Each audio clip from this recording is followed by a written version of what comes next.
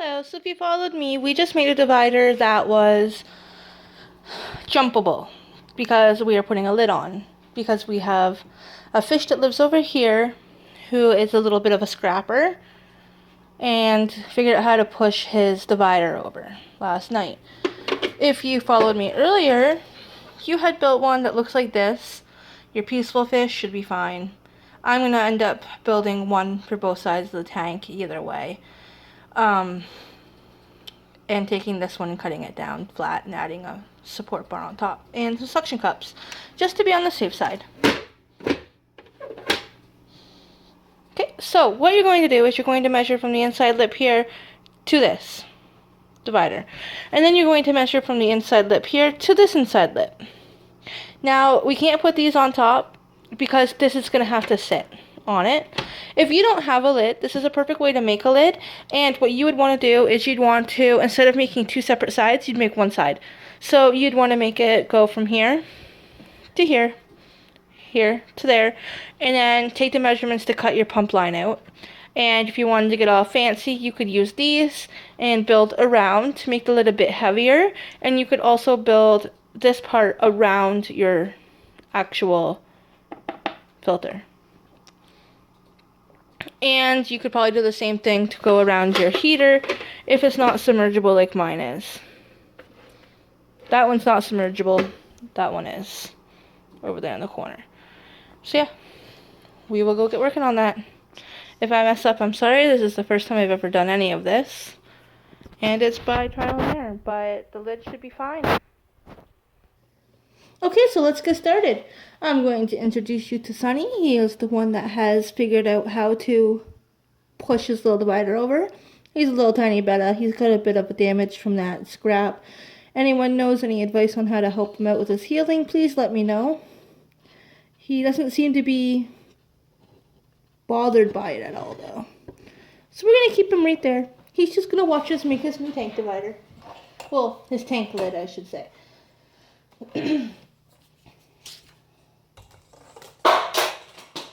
Okay, so we're going to start out with a piece of crafting mesh.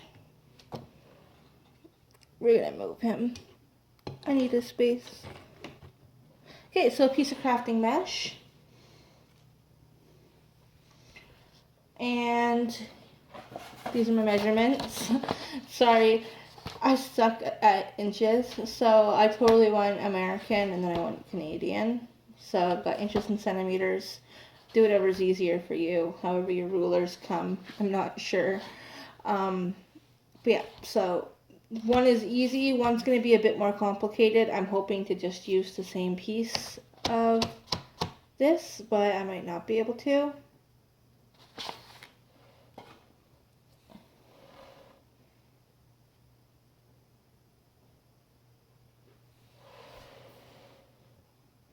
Okay, I just stopped to double check my measurements. You should always double check. I ended up taking another couple measurements in centimeters to help me out here. So it's looking like one sheet is going to do one side. So in total, if you want to do a nice strong divider, you're going to need 4 sheets, 2 to go down the middle. That'll help block the view. And you're going to need 2 for the top. If you don't want to cover the whole top, we could split this in half. We'll do that. We'll split this in half. That will be easier and cheaper. So 3 pieces, 4 pieces if you want to outline the entire top of your tank, which I'm not going to bother about.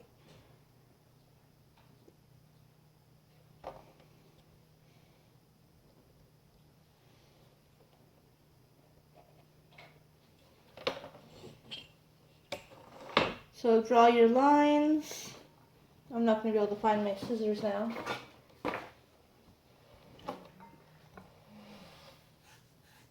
I lost my scissors.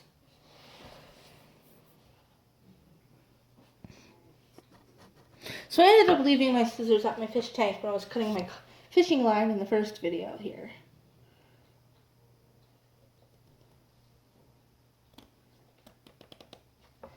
I would suggest if your bettas are new and you don't know them very well, that you would go ahead and make this.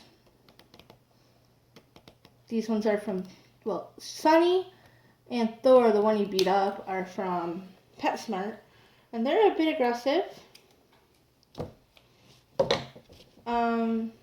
My other two are from Pet Value, and they are just kind, gentle, loving souls. Okay, so we have the first one. So it's going to be 9.5 wide. Sorry, it was 9.5 wide is what I had, but I cut it in half. So now I just want the height.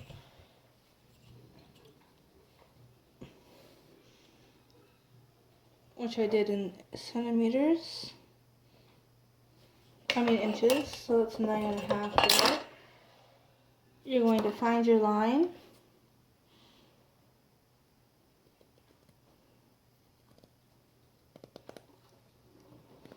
You're going to cut a nice, straight line.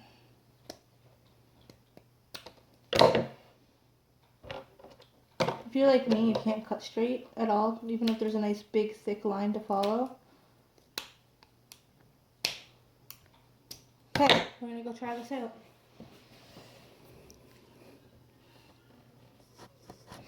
Alrighty, so I put this on, it fits, but it is very flimsy.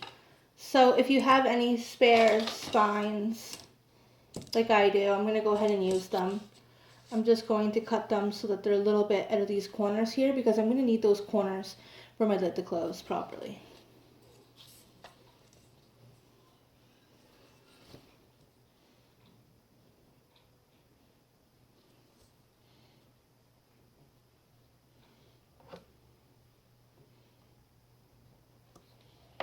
So I marked mine to be 3 little squares away from each other, so the corner will free up. Be careful because these do somewhat suck to cut.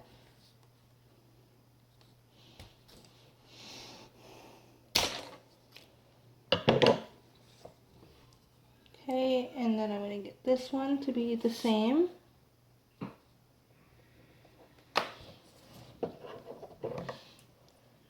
Notch my scissors up with that line.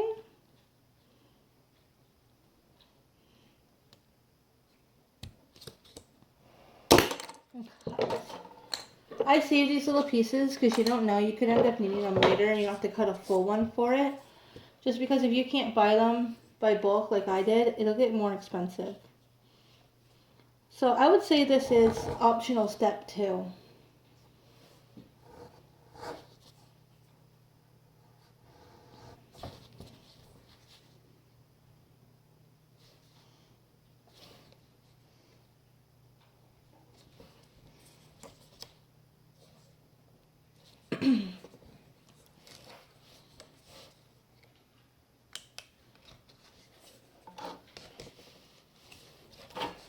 Now, if you would have bought one of the dividers from the pet store, they don't come with any type of a top from what I've seen, so you would still be making these. So you'd still be buying all the supplies if your fish decided to jump. And if you just leave it be and your fish jump and they realize that they can just keep on jumping, you can end up waking up to a dead fish or 2 dead fish. And that's not very humane at all. Like, that's not something anybody should be allowing to happen. I'm going to go check to make sure that fits. Check as you're doing it because you don't want to get it done and then have to take the whole thing apart. Okay, so for me this is perfect. I have these 2 bars on the longer sides, which is going to end up sitting in like this on your tank. This is going to be on the back wall. This is going to be on the front wall. This is going to be free floating. Sorry. This is going to be on the back wall. This is going to be on the front wall. This part is the part that just kind of chills out in the water. And if you don't have this part, the whole thing will just end up sagging in like this. So that's what I did. And it's done. I'm going to take fishing line and I'm going to tie mine on so I just lift for cleaning. Or flip it over, clean one side, flip it back. That's what I'm going to do.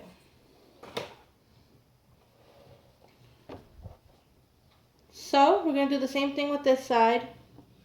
Bars across, cut it for your filter, and you're done. Okay, so I just checked against my tank to make sure this is the part that I'm cutting to go against my filter. So it's going to be 5.5 centimeters this way.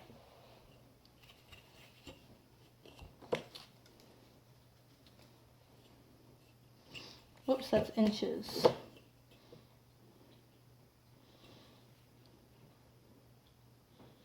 So 5.5 equals out closest to that one little line that I put there. And it's then going to go 3 inches out. 3 centimeters out, sorry.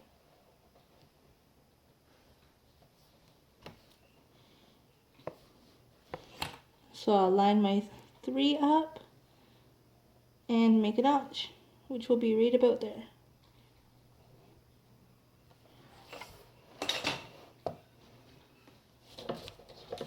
I have found that this mesh dividing stuff has been so useful. I have been using it for like everything on my fish tank. I'm going to check and make sure that this goes 13 centimeters. Okay, it doesn't, which is okay. It just means that I can go ahead and completely snip all of this off.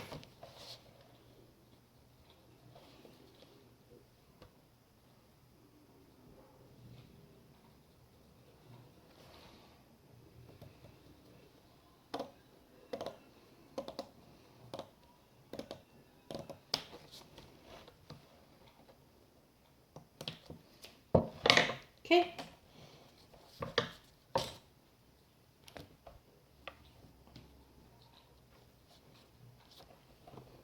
So now, I'm just going to take this piece against this piece. And I'm going to make sure that I have it the right way. And I'm going to add these parts onto this one as well. I'm not going to record it just because you see me do the last one. Hey guys, so I have this one done. It goes up and around the filter. I find that the one end is kind of just like sagging down into the water. So I'm going to put a support bar across it. And that should help. I'll show you how.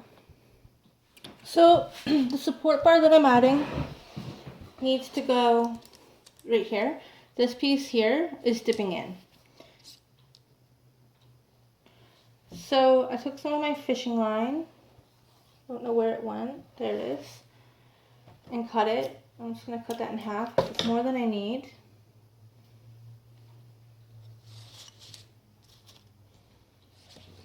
Just going to rope it through, under, and tie it. Nice and easy. Tie it nice and tight so the bar doesn't float out.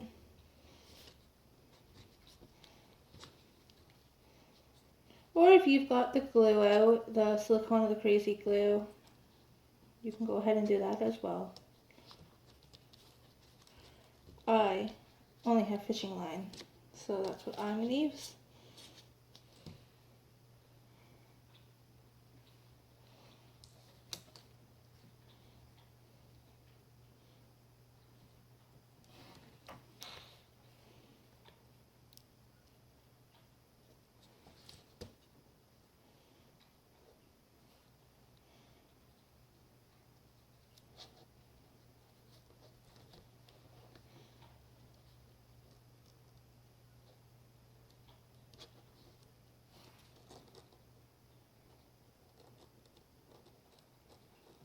Could probably end up doing this piece tighter.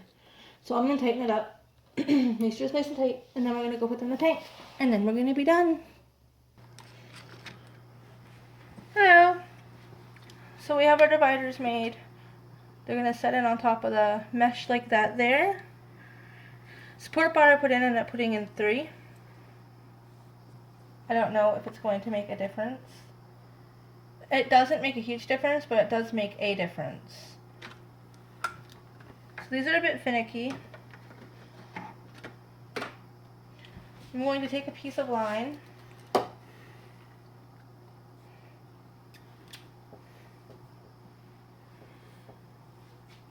and it's going to go right through this mesh here.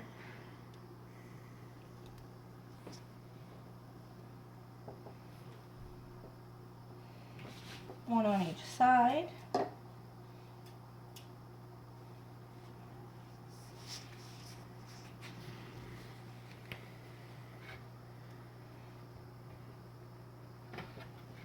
Okay, so you don't have to do this. This is just what I'm doing.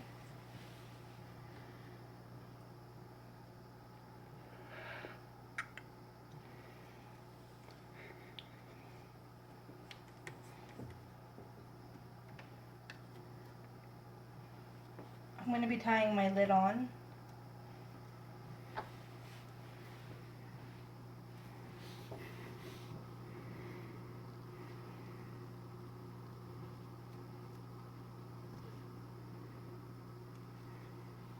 Tie it a couple times. This is nice and strong if you get the nice strong fishing line anyways, so it shouldn't be a big deal about how many times you tie it.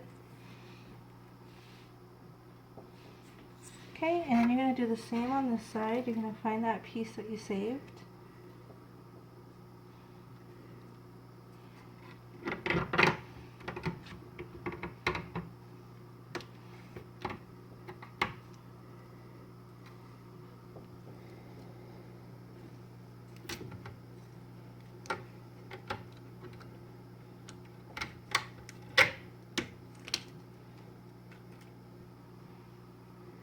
I'm going to tie it.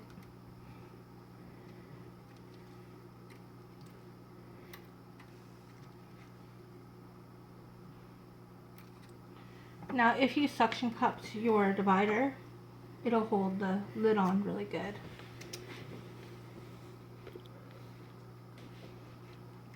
So you can go like that, you can move it to clean the tank.